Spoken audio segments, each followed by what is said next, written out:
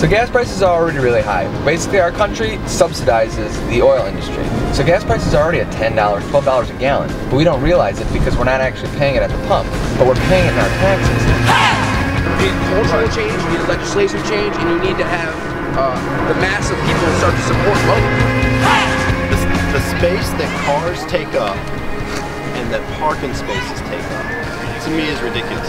I mean, look at this block. Look at all these cars. I mean, look what we got here. Look at all this space. Are you seriously, man? What place? No place go. What place? No chance go.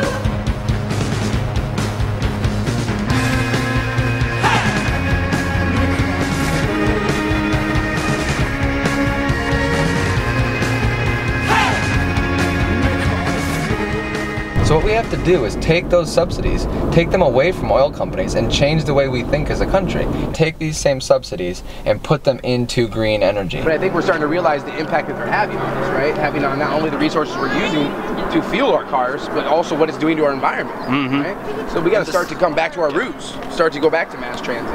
What is ridiculous is if I would have lived in Los Angeles in, say, the 20s, I would be able to commute to work using public transportation. Right, totally.